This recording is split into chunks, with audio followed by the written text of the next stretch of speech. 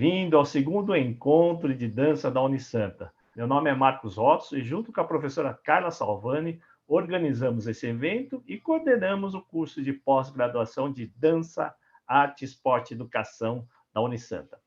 Antes de começarmos, gostaria de agradecer a Unisanta, pós-Unisanta, o setor de TI, setor de marketing e, em especial, a Mainá Ferreira.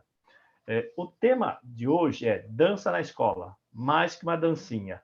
E antes de começarmos, gostaria de falar que as inscrições do nosso curso de pós-graduação de Dança, Arte, Esporte e Educação estão abertas e o início vai estar marcado para 29 de abril. Não perca, hein? Então, recados foram dados, eu vou passar a palavra para a professora Carla Salvani. Está fechado o microfone. Bom dia, bem-vindos, Kátia, Adriana, bem-vindo, Marcos, né? Prazer a gente estar aqui novamente. Nós vamos abrir com a apresentação das nossas convidadas hoje, então vou pedir para a Adriana, professora mestre, Adriana Colonhato, que se apresente rapidamente e aí a gente já dá início. Bom dia, quero agradecer a oportunidade de estar aqui discutindo esse tema que é muito relevante para a nossa área. Eu sou doutoranda pela Unifesp em endocrinologia, sou formada em educação física, a minha formação em dança na base foi balé clássico, depois eu me formei em dança contemporânea, tive uma experiência fora do Brasil, e a partir dessas formações todas, eu fiz semiótica da dança também na PUC, como extracurricular, e essas formações todas me levaram para os caminhos educacionais, né, acadêmicos da dança. Então, hoje eu trabalho em escola privada e particular com a dança sobre o aspecto educacional. E espero que essa conversa seja bem agradável e engrandeça aí as nossas vivências. A Adriana é a fera na área e é nossa professora em 2 disciplinas na pós-graduação. Super orgulho que ela faça parte da nossa equipe, né? Super equipe, né, Adriana? E aí, Kátia? Kátia Salvani, nossa aluna da pós-graduação na Unisanta. Se apresente, por favor. Bom dia, meu nome é Kátia Salvani, eu sou formada em Educação Física e agora estou fazendo a pós-graduação, né? Estou estudando a pós-graduação como uma maneira de unir a prática e a teoria. E eu comecei trabalhando com dança no programa Escola da Família, então foi na escola pública, e desde 2006 que eu venho dando aulas de dança dentro do ambiente escolar. Hoje eu dou aula de extracurricular em escola particular. E você atua na cidade de Santos, né? Isso, hoje eu estou na cidade de Santos, mas quando eu comecei eu estava aqui em Peruíbe. Entendi. A Baixada, né? Vamos pela Baixada. Tá bom. E, uma das grandes virtudes de um curso de pós-graduação é ter nos alunos profissionais, cada qual com a sua experiência, então a gente entende esse curso como uma soma, uma troca, né? E isso é muito bom. Então, espero que você traga aí tua experiência, tanto quanto a professora Adriana. Vamos lá, né? Kátia, você quer abrir, então, trazendo os seus slides? Pode ser, vamos lá. O tema é dança na escola, né? Mais que dancinhas. E a primeira pergunta é: onde que está a dança dentro da escola? Ela está como conteúdo da educação física, ela está como conteúdo da disciplina de artes, ela entra também em muitas escolas como extracurricular e ela aparece muito nos eventos escolares, que, por sinal, é onde mais aparece e é onde, basicamente, as escolas veem só aqui, né? As escolas costumam ver... Então, desculpa te cortar, Pode mas cortar. Assim, eu já quero que você pare nesse slide aí, porque tem muita coisa para a gente falar. Já vi que a professora Adriana está inquieta, já se mexeu na cadeira. Pode falar. Mas porque isso já nos traz muitos questionamentos, já estou inquieta também, e eu queria que você terminasse a tua fala, desculpa, porque eu te cortei. Não, tudo E bem. aí eu já quero ouvir a professora Adriana a respeito desse slide. Fala, Kátia, termina, por favor. É porque o que eu vejo, na verdade, é que a maioria das escolas vê a dança trabalha com a dança só nos eventos. Ou é Dia das Mães, ou é festa junina, ou é fim de ano, e tem uma defasagem dentro de trabalhar esse conteúdo, que é a dança, dentro da escola. Muitas escolas trabalham direitinho, trabalham corretamente, mas algumas deixam a desejar. Sim, mas por que isso acontece? Será que é insegurança? Será que é desconhecimento? Então, aí eu peço a palavra aí da professora Adriana. Bom dia. Eu vejo, assim, a dança ela é multifacetária, né? Então, ela tem essa possibilidade de ser um produto, como a Kátia falou, né, nos eventos. Ela tem a possibilidade de ser uma ferramenta educacional, mas dentro da escola, eu acho que a gente tem que sintonizar bem. Eu acho que talvez isso seja uma falha ou um pecado aí do próprio processo educacional. Então, dentro da escola, como que a gente vai inserir a dança? Dentro de tudo que a gente acredita, na escola, eu vejo a dança como um processo educativo. Então, o produto dela, que são as danças na festa junina, na reunião de pais, nas comemorações, na verdade, o mais importante não é o que vai se apresentar, mas como esse processo da apresentação foi se dando, né? O grande mote, o grande instrumento de educação para o docente, para o discente, é esse processo, esse que é o rico, é isso que tem que ser valorizado. E talvez a gente tenha um olhar um pouco deturpado, né? Por conta de todo o nosso histórico educacional, e não só na dança, né? Acho que a educação física também tem um pouco essa miopia aí de resultados e de ver uma coisa, o que é o belo, vai para um discurso aí muito profundo, mas dentro da escola, falando de dança, eu acho que a gente tem que começar a valorizar os processos criativos, os processos pelos quais tanto os discentes como os docentes estão passando, e disso vai gerar um fruto que vai dar uma apresentação, vai dar uma coreografia ou uma célula de coreografia.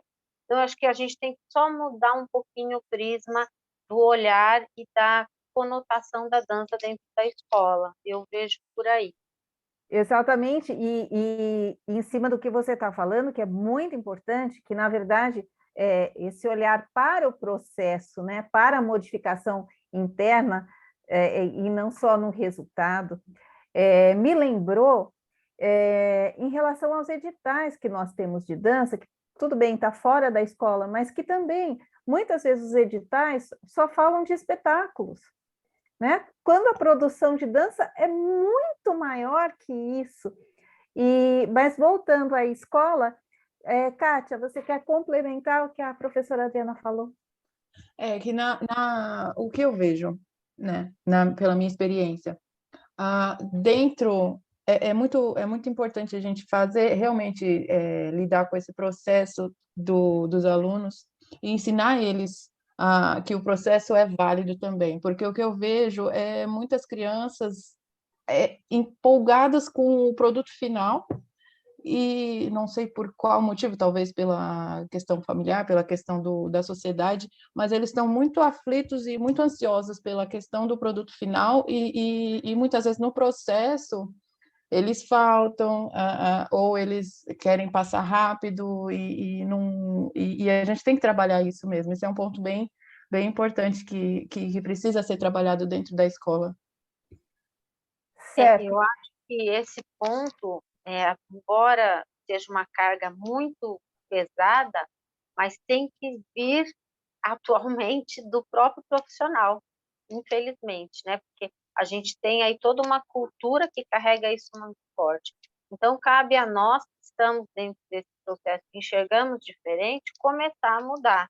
Então, essa mudança que é muito cruel quando dentro da escola você se preocupa só com o produto, que aí você acaba excluindo quando você está preocupado com uma dança, para ela sair perfeita, ou você copia ela de algum vídeo, de algum stream, de algum lugar, você está excluindo várias possibilidades, você está deixando aquele aluno que não se acha capaz cada vez mais à margem de dançar. E eu vejo a dança justamente ao contrário dentro da escola. Ela pode resgatar todas essas pessoas que estão à margem do processo educativo por vários motivos. Eu acho que ela é um grande fomentador dessa possibilidade de fazer o aluno se sentir, se achar, achar pertencente mesmo a algum grupo para fazer a diferença dentro da escola. E é interessante porque, assim, na verdade, no esporte se passa o mesmo, né? A gente, quando fala em esporte, também pensa naquela questão do resultado, quando também o processo é muito mais importante de desenvolvimento do que o caráter até competitivo. Quando a gente fala em dança, né, dança esportiva, ela é desenvolvida na escola e, erroneamente, muitas pessoas pensam também na questão competitiva, quando não é esse o foco. Então, eu gostaria que vocês falassem mais nessa questão de inclusão. Primeiro que eu acho que a gente tem que realmente, como você falou, Adriana, modificar as crenças, né? E isso parte do educador. Como fazer para incluir, né? E modificar esse pensamento do resultado. Kátia, quer começar? Tá. Bom, acho que dá para a Adriana começar e aí eu complemento. Tá bom. Eu acho que a inclusão, ela se dá natural quando você tem esse olhar pelo desenvolvimento do dia a dia. Então, quando eu falo, tem que fazer uma dança para o Dia das Mães. Não dá para fazer isso do dia para a noite. Então, isso tem que estar dentro de um planejamento do curso, dentro da proposta das aulas, e aí eu vou desenvolvendo isso ao longo das aulas, ao longo de uma parcela, né? Porque dentro da aula de educação física, por exemplo, a gente não tem o ano inteiro para desenvolver, o bimestre inteiro. A gente tem algumas pinceladas. Dentro da aula de arte, a mesma coisa.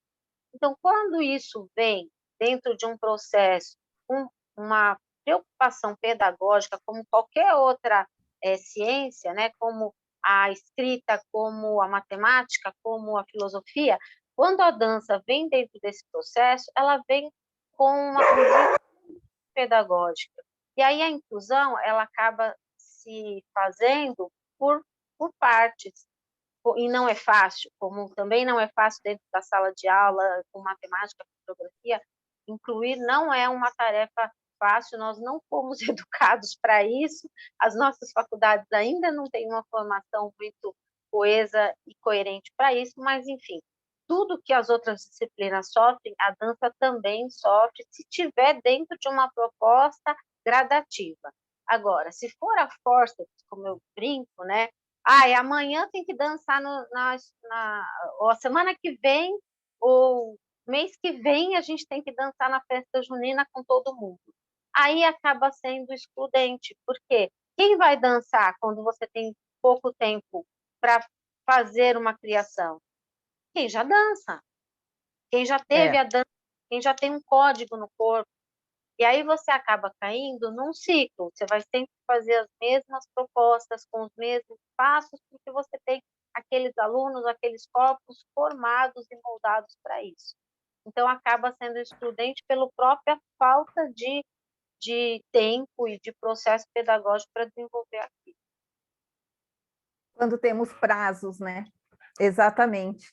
E até, enquanto a isso, a motivação de quem não tem facilidade cai, né? Não só o prazo, eu acho que o prazo é importante. A gente tem um calendário dentro da escola, sim, a gente tem que cumprir, tem prazos e tal, mas a gente tem que ter planejamento, né? Certo. O prazo existe, mas com planejamento. Sim, porque ter metas na vida faz a gente se mexer, com certeza, gosto. Kátia, quer complementar? Sim, porque na escola a gente vê o que acontece realmente na sociedade.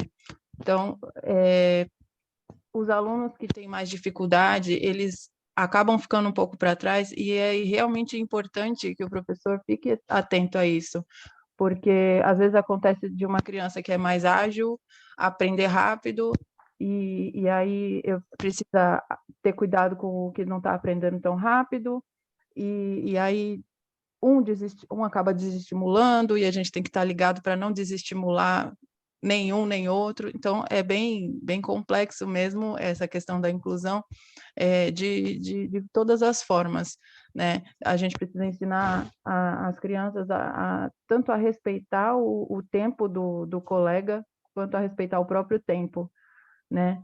E eu acho que é isso. Sim, e falando nessa questão, a gente está falando aí das dificuldades que se apresentam na escola. Eu queria que vocês me contassem um pouco, não sei a experiência que vocês têm. Cada escola e cada momento e cada classe faz muita diferença. Mas vocês têm alguma experiência com algum tipo de deficiência, que é um outro tipo de inclusão ainda mais delicado? Adriana. Quando eu falo de inclusão, eu penso num aspecto geral, né? A inclusão vai desde aquele aluno que é tido como, a gente chama, o capiroto na escola, né? Que ninguém quer, que ele não para na sala de aula, que a professora agradece a Deus quando ele falta. Esse também ele tem que ser incluído, e ele talvez tenha um potencial muito bom para a dança e para a arte, até aquele que tem realmente uma deficiência intelectual ou física. Como eu estou na educação há mais de 20 anos, eu já tive um pouco de tudo, e já tive a deficiência da própria gestão escolar, que essa eu acho que é a mais séria, né? Quando a gestão não entende a dança como um elemento educativo, né? Ela quer sempre que tudo saia como acontece na televisão, tudo que a gente sabe que tem edição, que tem um monte de maquiagem e tal, mas ela quer que saia daquele jeito dentro da escola dela, dentro da festinha. E isso não é real, isso não contempla nem as ditas pessoas normais, quanto mais as ditas deficientes ou com algum problema no aspecto social mesmo.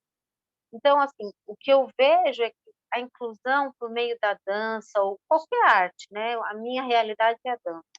Ela é muito permissiva, ela é muito mais permeável, né?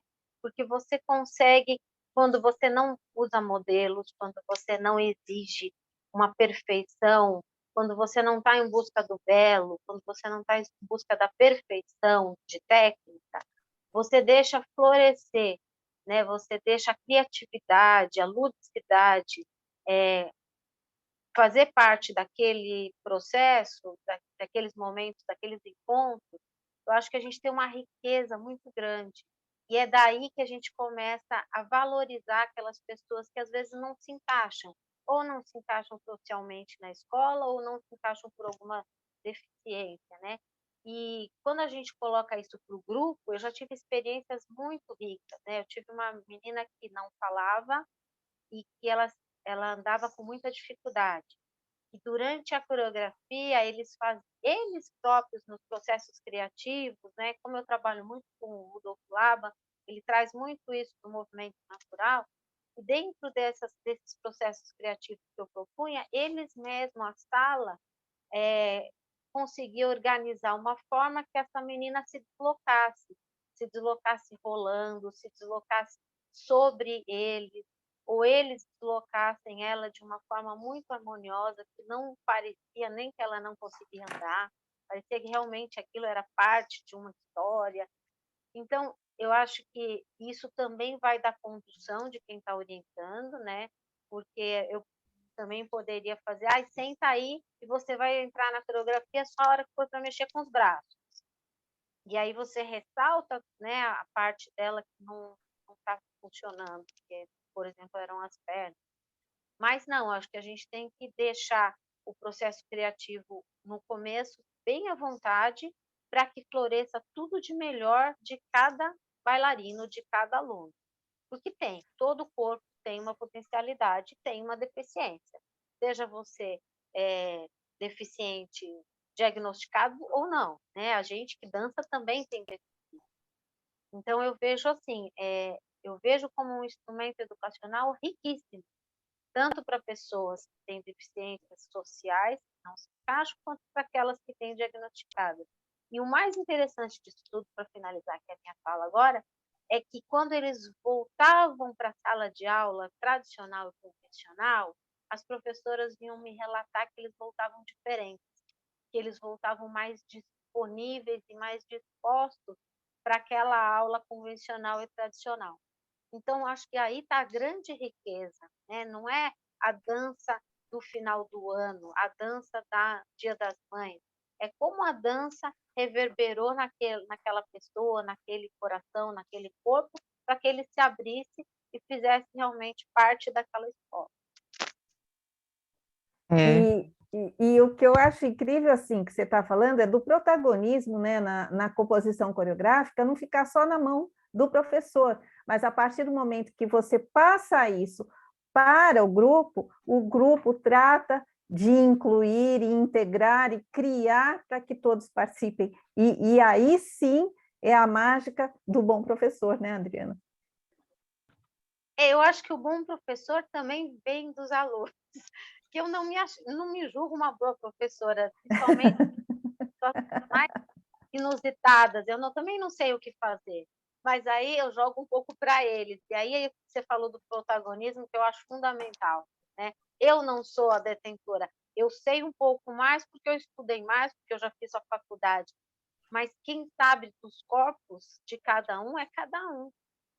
Sim, exato. E isso é o próximo ponto. Kátia, tá louca para falar? Tô doida para falar. Não, é porque eu lembrei de um menino que faz aula comigo. Ele não tem deficiência física, mas ele tem, ainda não está laudado, mas ele possivelmente tem TOD.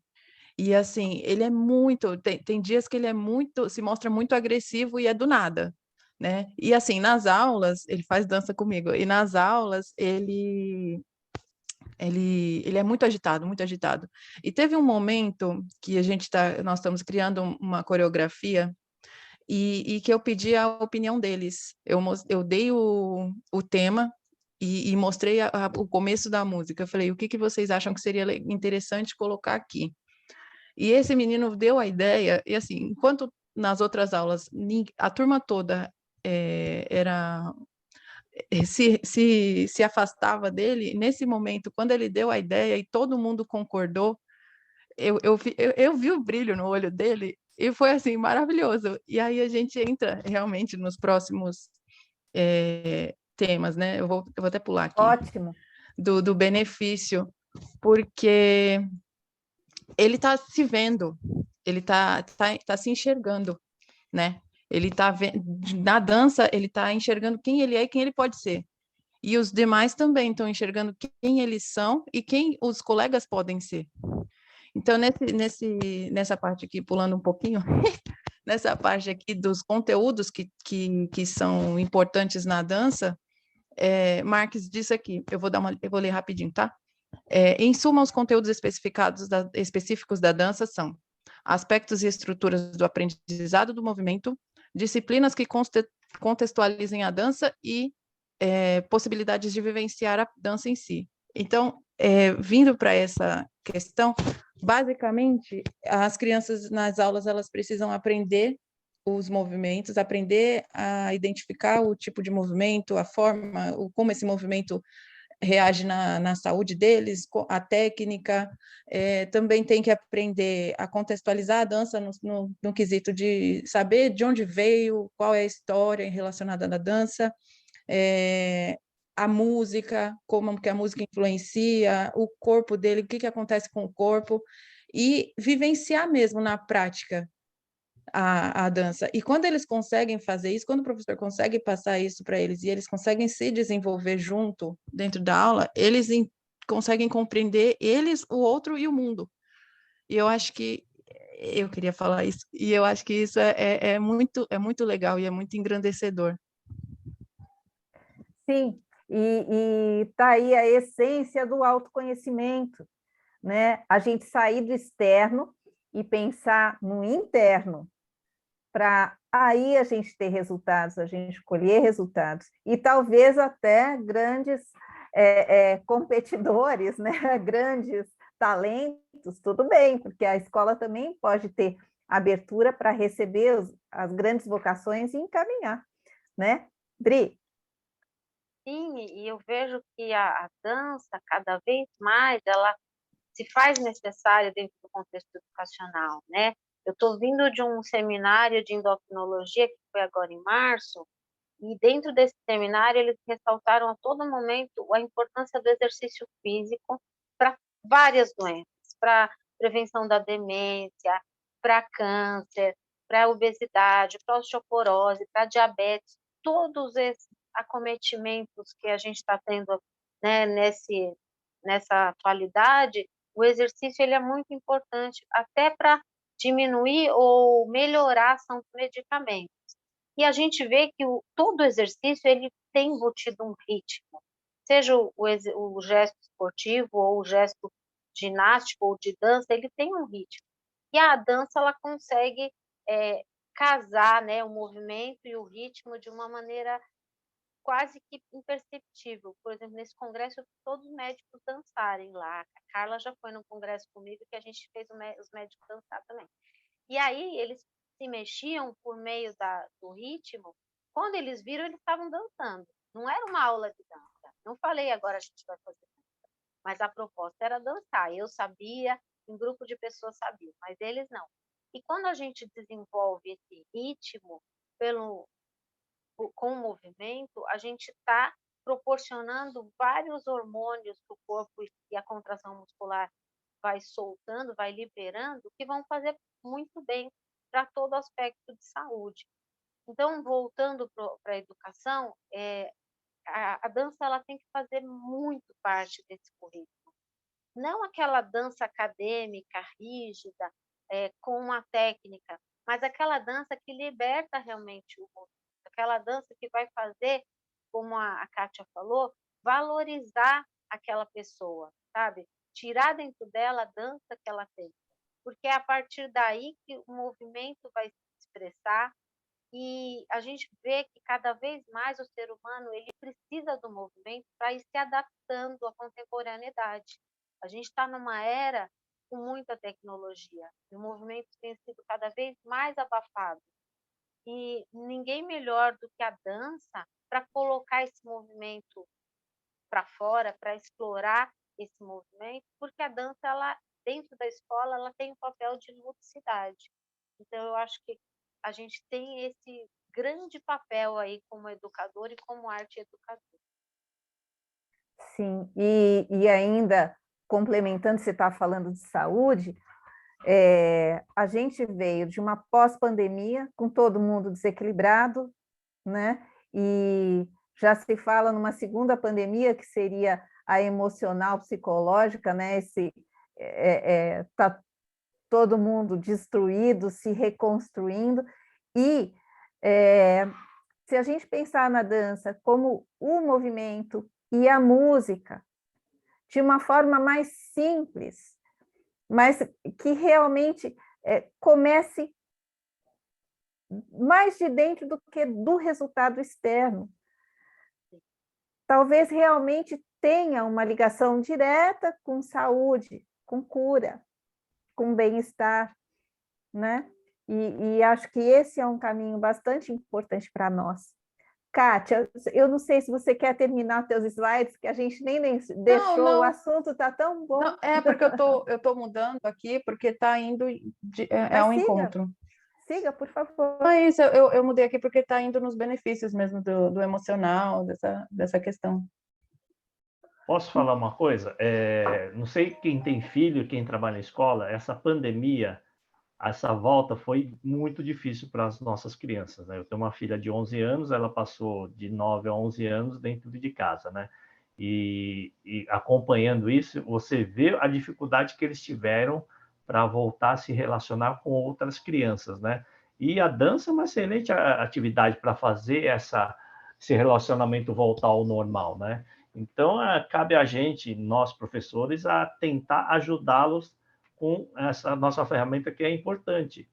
E mudando também um pouquinho o foco, e a dança nos ajuda muito, e a gente tem que ter tem que ter um olhar de que o aluno, ele mostra para a gente os caminhos, a gente tem que estar atento, porque às vezes a gente não tem toda a solução para todos os problemas, mas a gente tem que ter esse olhar o aluno e ver que a gente consegue trabalhar com eles a dança e deixá-los melhores para esse caminho, né? Sim, Adriana, quer complementar? Eu estava pensando aqui, né? Quando a gente está falando de uma dança muito livre, né? Como instrumento de educação. Também não sou totalmente contra ter uma dança formatada, mas que ela seja facultativa dentro da escola, né? Então, eu já trabalhei em modelos também de escola que os alunos podiam escolher os componentes extracurriculares, e ali tinham as danças já técnicas e pré-formatadas. Eu acho isso importante também. A escola também é um ambiente que tem que fomentar isso, né? Então, se você quer realmente seguir a carreira de dança, a escola também pode ser um celeiro, né? Que vai te apresentar o balé clássico, que vai te apresentar o street dance, que vai, sei lá, outros modelos. Mas, enquanto conteúdo obrigatório dentro de uma sala de aula, eu vejo a dança mesmo como uma proposta mais liberta de padrões estéticos e técnicos. Desculpa, Marcos, pode falar. Não sei se vocês sabem, mas eu também trabalhei em escola, 20 anos, né? E a gente fez um projeto diferente no ensino médio, que foi os alunos escolhiam o que eles iam fazer. Então, nós tínhamos voleibol, futebol, handebol, tínhamos dança. E, assim, a surpresa maior que foi a dança uma procura foi muito grande. O que a gente trabalhava? Eu me reunia com os alunos e definíamos o que a gente ia trabalhar. Tinha aquelas danças formatadas, mas era uma opção deles do ensino médio.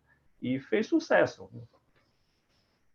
E agora entram as optativas, que na verdade é uma proposta semelhante, né, em que eles podem ter escolhas. Bom, se bem que estamos no momento de discussão, né, as coisas estão todas em transformação, mas cabe na escola, e ainda mais com essa diferença das faixas etárias, essa distribuição. De um lado, a educação e o autoconhecimento através do movimento da música, em outro momento também ter contato, ter conhecimento.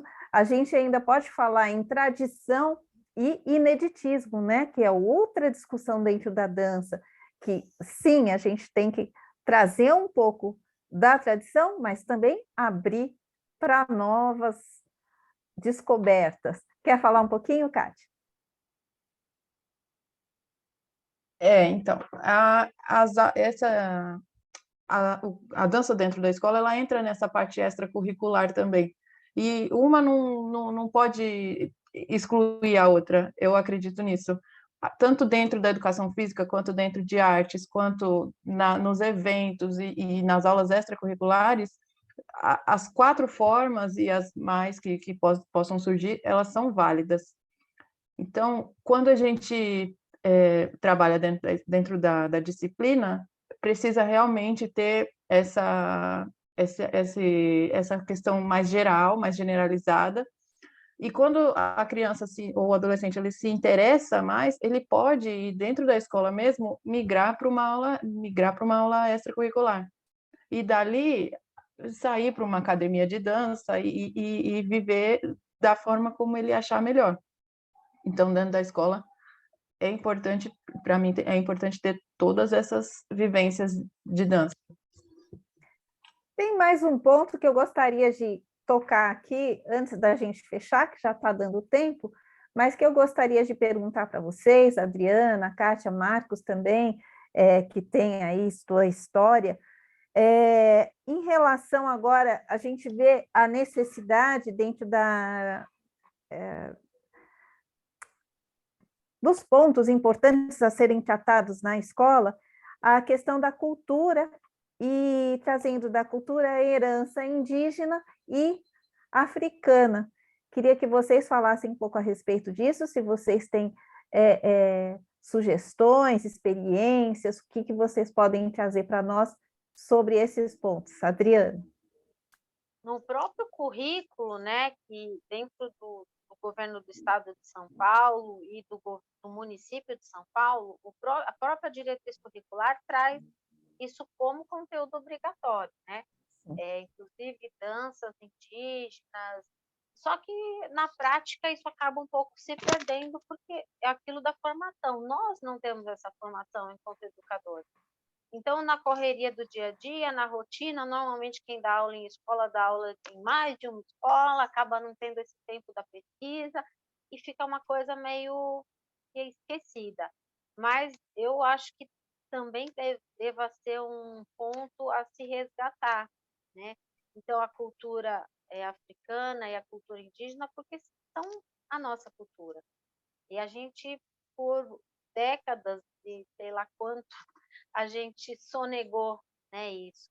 Então, a gente tem que tentar resgatar. Mas não pode ser uma coisa forçada, né? Está aqui no livro dessa forma, eu vou fazer assim.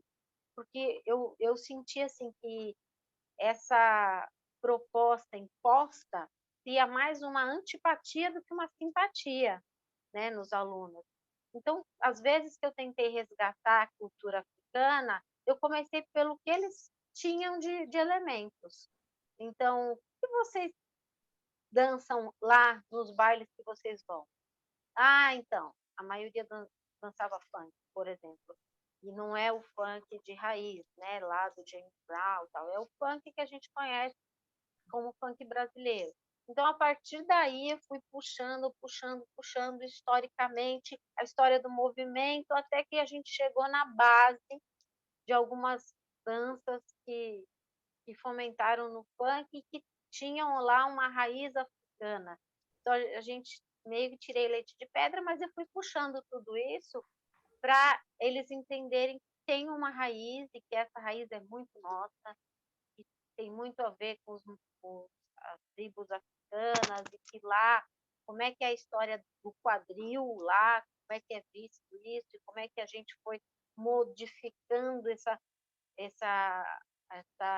movimento do quadril, como é que é isso em Cuba, como é que é isso no Brasil, como é que é isso na China. Então, a gente fez um grande estudo e foi muito legal.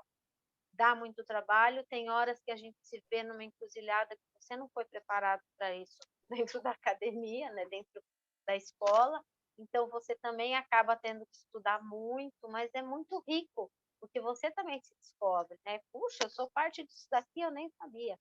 E com a cultura indígena da mesma forma. E mais ainda, porque a gente tem os índios muito próximos, né? Em São Paulo a gente tem aldeia indígena, em Santos a gente tem aldeia indígena, só que a gente não tem essa troca de cultura. E a gente influenciou muito eles, mas a gente deixou-se influenciar pouco por eles.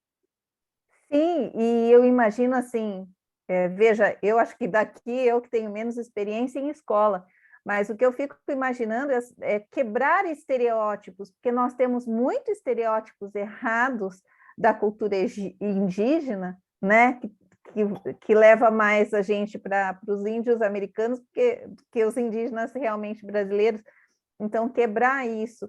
E realmente, hoje, se eu tivesse que trabalhar, eu teria, assim, visões bem limitadas, né? Assim, lembrando, tirando aqui na minha memória, maculelê, uma dança circular indígena que eu conheci, e muito pouco, né? E é o que você falou, está tão próximo da gente, se a gente vai para o extremo sul de São Paulo, não sei se Kátia sabe, mas nós temos aldeias indígenas no extremo sul de São Paulo, como ali ainda tem presença de onça, né? Que eu falo, né? Gente, sabia que em São Paulo tem onça? E tem mesmo. E é isso, e a gente não tem nem conhecimento da nossa cidade, né? Trazer isso. O que mais que vocês falam? Marcos, Kátia? Eu acho que está muito ainda tá muito fraco a questão de realmente da nossa cultura. Tem muito preconceito ainda, principalmente pelas danças africanas. Então, tem que ter muito cuidado realmente para poder trabalhar com esses assuntos dentro da escola. Precisa de muito conhecimento e precisa saber transpassar isso para o aluno da forma adequada para não criar mais ainda estereótipo, para não criar mais preconceito ainda. Sim, e eu não sei da corporeidade africana, eu acho que eles têm muito mais liberdade de lidar com o corpo do que nós com as nossas raízes aí, né, de etiqueta europeia. A gente tem muitos bloqueios que na cultura africana não tem, então ainda isso é muito delicado realmente, mas é o que a Adriana, a proposta da Adriana de trazer dentro da cultura do que nós vivemos já é tão rico, né? Enfim, Marcos, algum complemento? Então, acho que a gente está engatinhando na introdução dessas culturas, né? Então, é indígena, acho que é até pior, acho que a africana, a afro-brasileira, acho que está um pouco mais fácil de a gente conseguir trabalhar, né? Me parece que sim. Por exemplo, no nosso curso tem o professor Vitor, ele aborda toda essa cultura afro-brasileira e ele te mostra o passo a passo do que aconteceu também. Agora, a indígena, acho que está um pouco mais crua, mais difícil, e ela está perto, e a gente tem que aproveitar, porque a gente tem essa cultura perto da gente. Mas, como a Adriana falou, professor de dança, professor de educação, ele trabalha o dia inteiro. Ele trabalha o dia inteiro, e ele faz muita coisa, e para se aperfeiçoar, pegar essas informações é muito difícil, mas o pessoal está indo atrás, né? Então, o difícil é mostrar do jeito que ela falou, de um jeito agradável, de um jeito que fique gostoso para o aluno aprender. Se a gente jogar assim de uma hora para outra, ele não vai gostar. Então, a gente tem que fazer um caminho para eles entenderem. Como ela falou, pegar do exemplo do funk, por exemplo, e vai levando até a raiz para eles entenderem que daí foi uma evolução, não é evolução, foi uma modificação que houve, né? Nas favelas, tudo do ritmo que começou de um jeito lá nos Estados Unidos, sim, lá nos anos 80, em São Paulo, 90, né? Então, isso é interessante mesmo. O olhar do professor de como ele vai conseguir passar isso para o aluno. E como o movimento traz toda uma cultura, né? Puxa uma linha riquíssima. Muito bem. Quer complementar? Eu acho que a gente tem essa defasagem, né? Como a gente falou aqui, e eu acho que o grande ponto é a gente não se colocar como o obrigatório, como detentor do saber. Então, se eu não sei, eu não vou levar, eu vou esperar um dia que eu vou ter tempo de estudar para levar. E aí a gente acaba nunca levando. Se a gente dividir isso com os discentes, olha, nós vamos estudar a cultura indígena, então agora nós vamos pesquisar junto. O professor ele vai ter condições de organizar essa pesquisa, mas a pesquisa pode vir do aluno. E aí ele vai descobrir coisas que ele também não sabia. Mas ok, então onde nós vamos colocar esse saber? Aí é responsabilidade do professor. Agora, deter todos os saberes em relação a uma cultura, a uma metodologia, um estilo de dança, é muito distante da nossa realidade. Então, acho que a gente não precisa ficar esperando o dia que eu vá conseguir ter toda a informação sobre a dança indígena, sobre a dança africana. Não, a gente vai construindo isso junto com a classe, junto com os alunos, e é mais rico para todo mundo. E essa coisa de detenção do conhecimento centralizado no professor já está realmente ficando para trás, né? Se falando em metodologias ativas, e enfim, a gente tem que baixar a orelha e, na humildade, passar a dividir, falando em tecnologias atuais, inteligência artificial, tudo isso tende a modificar, mas que seja utilizado de uma forma que realmente engrandeça a educação, né? Kátia, quer fechar? Vamos encerrando? Vamos. Porque, assim, a dança, diante de tudo que a gente viu, a dança, ela precisa estar dentro da escola de forma mais valorizada, no meu ver. precisa ser mais valorizada e ela pode ser trabalhada, ela está em tudo, ela pode ser trabalhada de diversas formas. Então, uma forma de trabalhar não anula a outra, ela complementa. E esse tipo de visão que eu acredito que precisa ser melhor desenvolvido, tanto pela questão da escola, quanto pela questão do aluno, da sociedade. E pensar no aluno como um ser humano integral, não somente, mas inteiro. E aí não dá para excluir o corpo da escola, né? Deixar lá só o cérebro. Somos corpo. E aí é o que você está nos dizendo. Precisamos de mais movimento, a dança está em tudo. É isso. Ela ajuda em tudo, né? Ela diminui a agressividade. A gente vê esses casos atuais que estão acontecendo na escola de violência, e tem estudos que mostram que a dança pode ajudar a diminuir tudo isso. Porque Sim. quando a criança ou adolescente se enxerga como pessoa e enxerga o que ele é capaz e o que o outro é capaz, ele mesmo começa a tratar da personalidade dele, a mudar algumas ideias e a se transformar. Sim, somos corpo. E Sim. isso muitas vezes é esquecido. Somos. Então é isso, gente. Adriana, mais alguma palavra? Podemos encerrar? Marcos? Eu queria encerrar lembrando que a dança, nas culturas mais ricas, né, do Egito, na Grécia Antiga, a dança era considerada um dos pilares da educação. E aonde que a gente perdeu isso? Acho que a gente tem que reencontrar esse pilar e colocar ele de pé. Isso mesmo, isso mesmo. Voltar na Grécia, que de vez em quando isso acontece, né? Hora e meia, volta, e é isso. Eu acho que a gente está num momento crucial, pós-pandemia, em que tudo precisa ser revisto e que a dança retorne. Está na hora, eu concordo com isso.